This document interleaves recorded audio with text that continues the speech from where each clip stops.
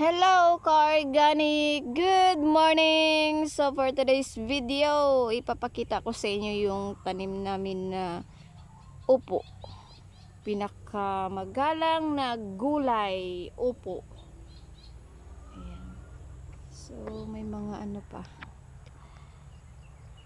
Mga marigold sa gilid. Ito na yung ano, bunga niya.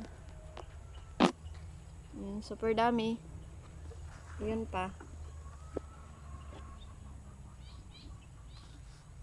Maghanap pa tayo.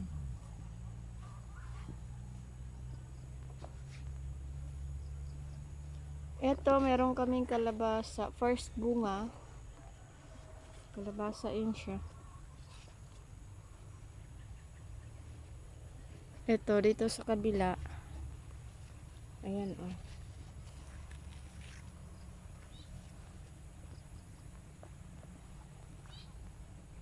Ito, malaki na. Lagyan ko ito ng ano mamaya. Ng tinapa. Ayan. Kunin natin. Kasi lutuin natin mamaya for lunch. Ayan, oh. So, lamang talaga pag marunong ka magtanim. Kasi makakasave ka. Bigat.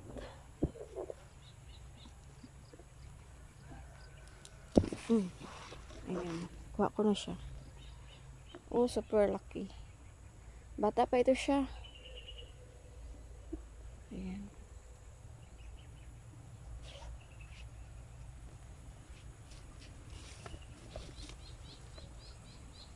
So, dito, ayan, oh. Meron na. Nagkatay-katay. Dalawa pa talaga. Nakaka-amaze. Nakaka-inspire magtanim.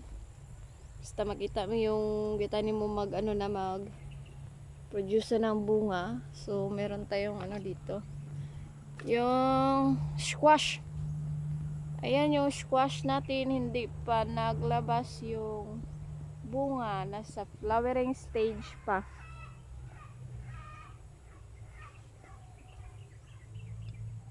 Ito yung garden namin.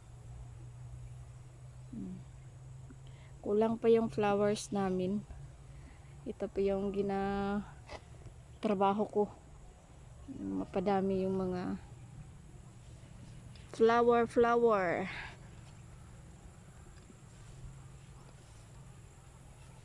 So, ayan, kinainan ng insect.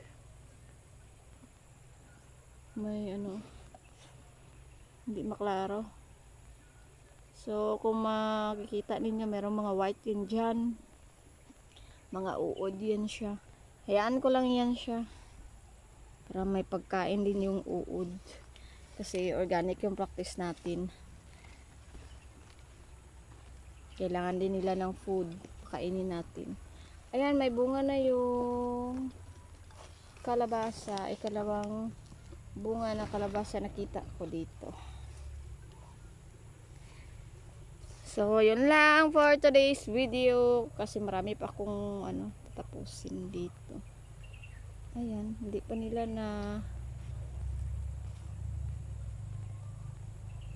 wala pa nila na lukop ang roof. Hindi pa nila nakatayan lahat. So, dito. Ayan.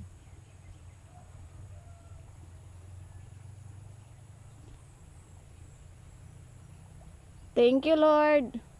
Naturally or organically grown. Opo, pinakamagalang na gulay sa lahat ng gulay. Ito yung pinakamagalang. Opo. Good morning. Go organic. Naturally or organically grown. Opo.